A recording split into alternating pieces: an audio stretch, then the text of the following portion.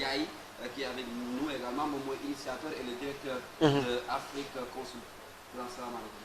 maaleykum salaam Kals maaleykum salaam tout le Sénégal. ñu bàyyi la nga nuyu téléspectateurs yi et puis balaa ñuy dugg sur ce projet. Oui merci Kals merci à l'ensemble de ñëpp ci sénégalais yi ñuy déglu maa ngi leen di nuyu di leen ziar di kontaan ci plateau bi di kontaan ci Kals Abba ak tous les spectateurs de la TFM. ci projet bi tax ñu nekk fi tey dafa doon un projet boo xamante ni dafa am une dimension internationale. ñun dañuy gérer des activités artistiques à l'international ça veut dire on est basé en France et ci activités yi ñuy def dañuy def promotion et diffusion des cultures d'Afrique et de sa diaspora. Donc loolu moo tax Afrique Consult est né. On a un gros festival en France qui s'appelle le Festival international FIGAS qui se déroule chaque année en juillet. Et cette année, nous avons prévu de faire les instants FIGAS pluriels ici à Dakar. Pour la première fois. Pour lancer l'événement international d'abord ici, parce que nous travaillons dans des préoccupations pour répondre à la demande des gens. ñi nekk France, ñi nekk Europe, nekk la diaspora, dañuy soxla ñoom itam di ñëw fii. Parce que il faut ñu am ay actions yu leen di attirer fii. ñi nekk Afrique aussi, parce que diaspora bi nekkuñ aussi Europe, parce que ñi ngi aussi Afrique. Effectivement dañuy ñoom itam soxla ñu leen di déplacer di leen yóbbu biir Afrique ñuy def rencontrer leneen. D'accord. Donc li ngeen wax léegi ci li grand bi di def Youssou. ñun dafa doon suñu préoccupation en fait. Effectivement. Voilà ñun loolu muy def le grand concert là. Loolu ñun dañ koy toog di ko xaar ñun ci moom la ñuy inspiré wu. def ay événements yu mel ni yi ñuy def ni aujourd'hui. Donc l'événement démarre lundi au Grand Théâtre. Du 9 au 13. Du 9 au 13, mais jusqu'au 14 d'ailleurs. D'accord. Mais au Grand Théâtre, on va être du 9 au 13 parce qu'on a des masterclass, des résidences qui va être des résidences avec l'orchestre Djigeni qui est représenté ici par Aïssatou. Et après, il y aura aussi l'orchestre Les Wop d'Afrique. Qui vont être présentes avec d'autres artistes qui vont venir de la Mauritanie, qui vont venir du Sénégal, qui vont venir des États-Unis, qui vont venir aussi d'ailleurs. Des hommes et des femmes, hein? Mais bien les femmes. Le festival que des femmes. Que des femmes, pluriel. C'est un festival comme féminin. Féminin.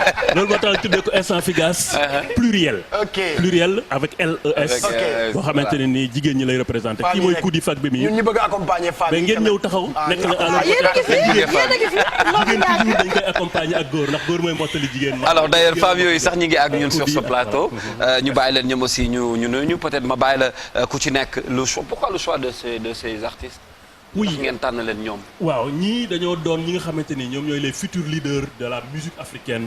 d'ici 5 ans yi ñëw. D'accord loolu c'est sûr et certain. D'accord. ku leen xamul na nga leen jéem a xam bala ñuy gën a yegg ci kaw parce que ñun leaders yi la ñuy xëcc. ci kanam développé ñoom dañuy xaw a xat. d'ici 5 ans là. ñaan nañ ko yàlla de vraiment ñaan nañ ko yàlla. d'ici 5 ans ay ñoom Oumou Sankhare ak ñooñu ngay soxla. fii lañ leen di gis. waaw inchallah loolu la ñu gëm te loolu la ñu def c'est moom la ñu woowee possible. les artistes émergents. C'est donc possible.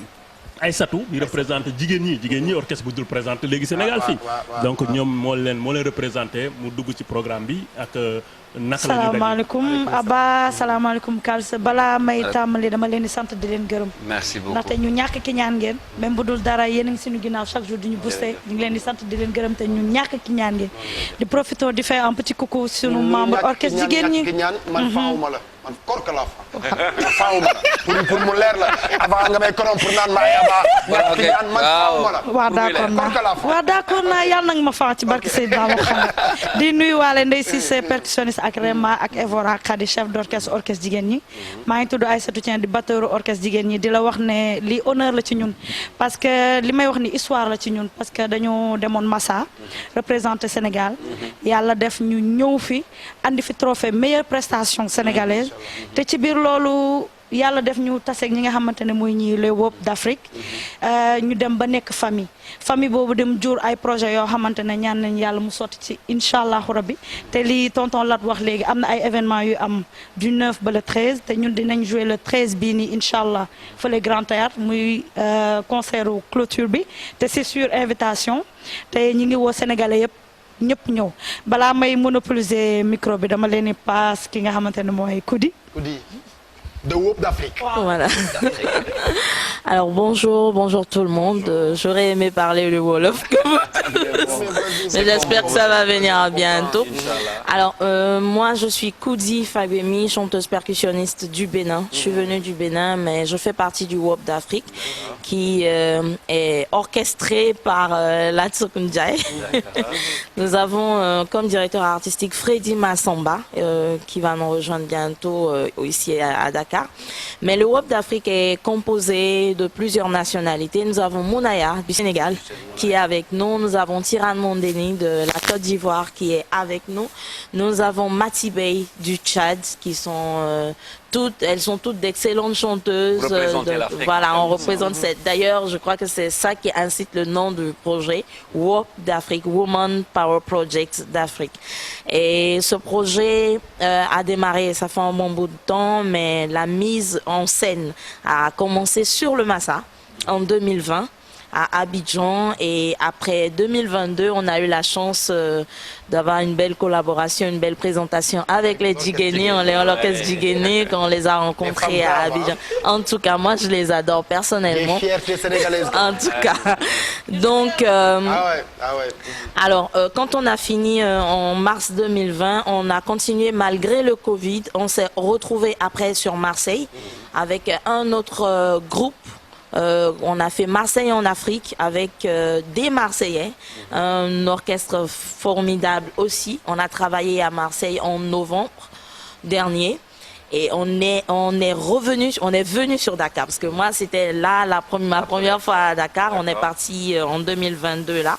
Mars 2022, on est retourné sur le Massa, là on a rencontré Djigeni et d'Abidjan, on a fait escale sur Dakar, on a travaillé. Et comment tu as trouvé le pays? Ah, j'ai adoré Dakar, la raison pour laquelle je suis encore là. Donc on a travaillé avec Marseille en Afrique sur le projet Marseille en Afrique et là on est parti, on est revenu cette fois-ci plus centré sur WOP d'Afrique, mais là Djigeni nous accueille. Ouais.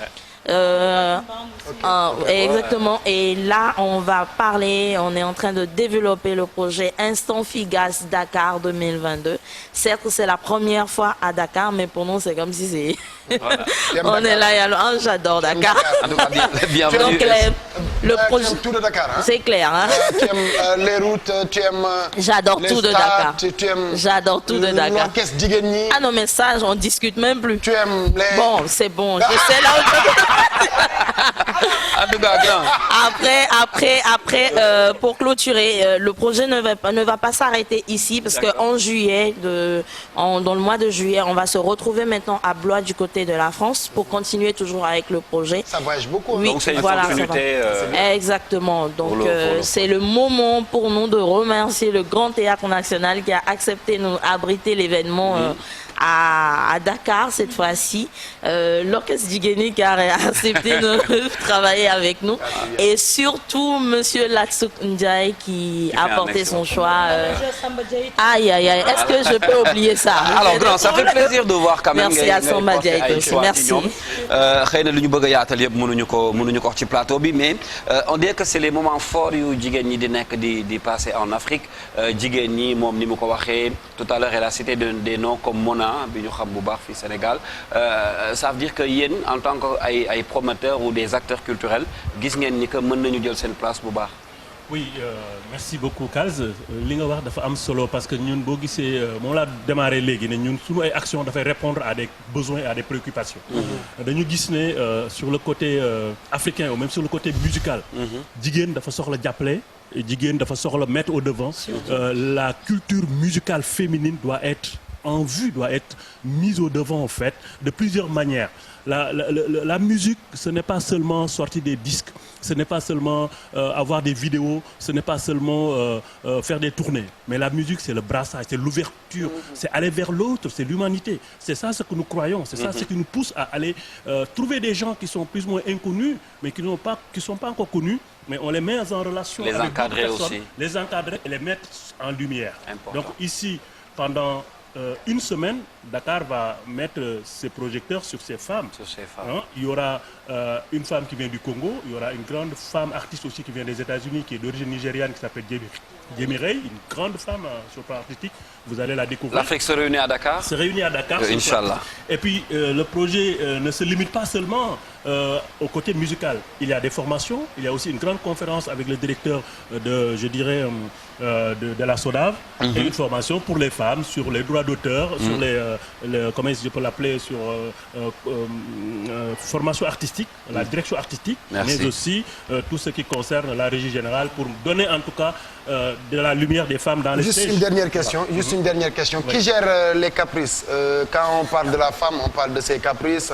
Je me maquille, je suis pas encore prête, donc la robe ne me plaît pas, je dois changer parce que les make-up. Qui gère ça? Je me permets de répondre à cette question. Qui gère les Heureusement pour lui. Il y a forcément des caprices. Non. Heureusement pour lui, il a su rassembler des femmes qui fonctionnent comme des mecs. Ok. Donc il y a pas de, on passe 2 heures de temps. Il y a pas de, on passe 2 heures de temps à se maquiller. Non, pas évident. On se gère entre nous. On est la de grandes robe, personnes. je parle la robe, je dois changer de robe. Non. Là, on attend, il est l'heure. Non, même pas. Chap. Aba xam nga ñun instrument yi ñuy jouer tamit permettre ñuy sol yenn accoutrement yi nga xamante ne dafa kii donc foog nga. C'est artistique daal. Voilà foog nga am folie. On est obligé de le faire. Rapidement, grand. pense ça, on développe ce qu'on appelle le leadership féminin. D'accord. Le leadership boobu noonu ñoom dañuy am benn affaire bu ñuy gérer seen bopp. jeex na jërëjëf rendez-vous inchallah du 9 au 13 mai Abba. Les 2 concerts du showcase, c'est très important, c'est le jeudi 12 à partir de 20h au Grand Théâtre sur invitation. On accueillera Khoudia acoustique de la Mauritanie. On accueillera aussi Djemirey des États-Unis. On accueillera aussi Nina Wateko du Congo. Et on accueillera 2 femmes sénégalaises, 2 jeunes filles, les pépites de la musique sénégalaise. Shadia, qui va faire sa première prestation en live après le Massa. Et on accueillera aussi Koumbi Sora, ce qu'on appelle la tigresse de la musique. Il est où mon Khoudia? Mais Abba balaa ñuy dem tamit dañ teniroon vraiment remercier sunu parrain muy Ansoumana Sané directeur du Grand Théâtre ak sunu marraine madame Diagne directrice des arts. grand bu am fulla, wallaahi grand bu strict, grand bu bëgg liggéey, grand bu mën a liggéey. C'est jeune ñu jox ko li nga xam ni moom mooy Grand Théâtre. et damay profité di la wax ne ñu ngi waaj a génne sunu livre. Sunu livre ñu ngi koy waaj a génne te vraiment on espère que di ngeen ñëw teew. soutenez bi du doy. On remerciera aussi le ministre de la Culture parce que c'est le ministère de tutelle qui nous accompagne. C'est très important d'avoir Grand Théâtre boobu la ñuy resté duñu fa génn mais dañu fa am événement Calz le 20. dañu fa am Samba Peuzzi